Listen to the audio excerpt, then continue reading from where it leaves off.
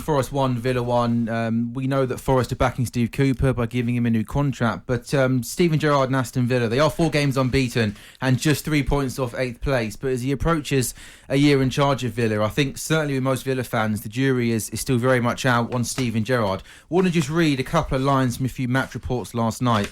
This is Tom Colomossi in the Daily Mail. He says, failure to beat a side that lost their previous 5 matches places more pressure on Gerrard. His side may be unbeaten in 4, but they were desperately lacking inspiration in attack here. Many more displays like this, and the questions about Gerrard's future will become louder as this result did little to quell the feeling that Villa are a club drifting under the former Liverpool and England captain. And just read this from John Percy in the Telegraph this morning. He says, Steven Gerrard is still waiting for Aston Villa's season to spark into life, and the big question is how much longer the club's hierarchy is prepared to be patient. There were boos at the final whistle from the travelling supporters, and failure to beat a team who have been on such a poor run will do little to ease the growing pressure. And when I went on social media, guys, again, a lot of Villa fans not happy with the direction that the club are heading in. Stuart, it's nearly a year in charge now for Steven Gerrard at Aston Villa. Do you think some of the criticism that's come his way is fair, or do you still think a young manager needs a bit more time at the club?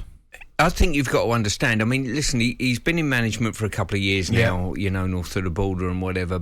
And I think he served his purpose well by working in the academy at Liverpool first off. You know, shows an element of humbleness from his point of view. But I still feel as though he's got a lot of trust from the ownership, is what I hear. And also as well, I think he needs time to develop as a manager. I really do. You know, I certainly won't pull the rug from under him at this moment in time. I think there's a long way to go. Looking at the next few games, Chelsea at home could be a very difficult one. After that, they're at Fulham, Brentford at home, and then Newcastle away. So really important the period for a lot of these teams leading into the World Cup, I think, you know. But certainly, it's too early. I'm looking one victory on Villa's tally, and all of a sudden they could be 8th in the league. So. I know. It's a funny how you can dress your stats, like you said. You know, that's them unbeaten in 4. However, I can understand some of the Villa concerns with not beating a team in that position. I just think, I agree with you totally. I still think he's evolving as a manager. I also think he needs more from his attack-minded players in his team. He knows that himself. Listening to the interview, he said he's finishing games with just about as many attack-minded players on the pitch as he possibly can. I think it's still very, very early days, Sam. You could have seen a lot of him at Rangers, of course. Yeah. A lot of criticism about the style of football, and they got a lot of good attacking flair players. Maybe doesn't quite know his system, and the football at times can be a little bit boring and uninspiring. Are you surprised at the way Villa are playing, Ali? I'm a little bit disappointed in the way they're playing, because I look at the players, and I look at the shape of the players, and I would expect to see more from them in forward areas. And it sounds as though I'm probably digging Coutinho out a little bit, and I am, to be quite frank with you. I think player of his ability should be getting on the ball more, should be creating a little bit more. I think I wouldn't say Steven and Aston Villa putting all their eggs in one basket with Coutinho, but I think they should be getting more from him in forward areas. I think in many ways, getting back to the Rangers thing, I think it was pretty more straightforward for him. Pearce Sam at Rangers, because very, very seldom would he change his lineup, or certainly he wouldn't change his formation. He would change personnel more than he would change his formation. He would stick with the 4-3-3. Some of the performances in Europe in particular were excellent, but I think maybe in this league in particular, when you're coming against different sides, a lot more of varying quality, you maybe have to change your formation a little bit more.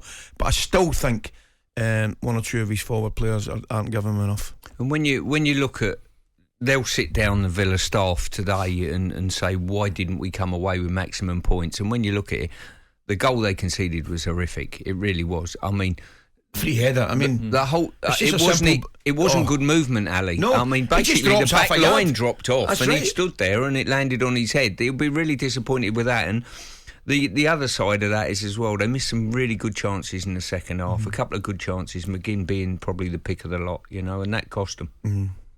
Yeah, and again, I think you'll read out just some of the tweets here, guys, from Aston Villa fans. Ty Bracey said, Steven Gerrard was appointed manager of Aston Villa to take us to the next level, to push for Europe, to play attacking football. That's not happening. The experiment has lasted long enough. It's time for change.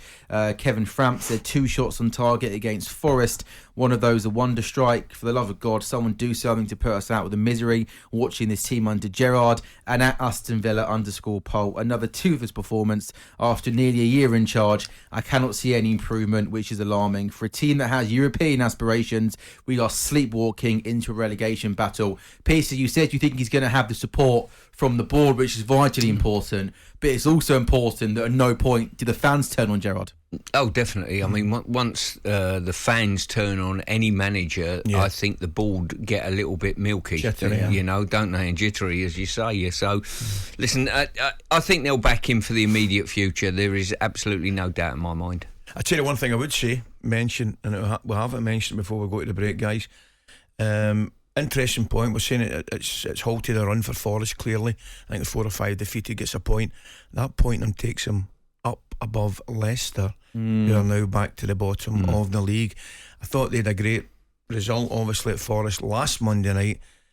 And it's a strange one, Pearce, Sam. I actually thought they would have capitalised and moved on down at Bournemouth, and they couldn't do it. Terrific performance from Bournemouth.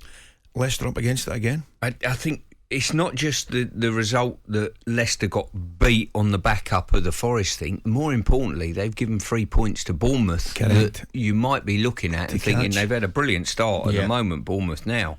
Sitting 8th. They're sitting 8th. What a job Gary Neville's doing, by the way. Yeah. It's going under the radar a bit, isn't it? Statistically, that might, with this points tally, keep Bournemouth in the league, but who knows?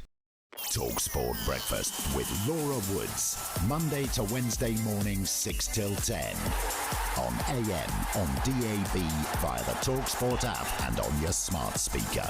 talkSPORT.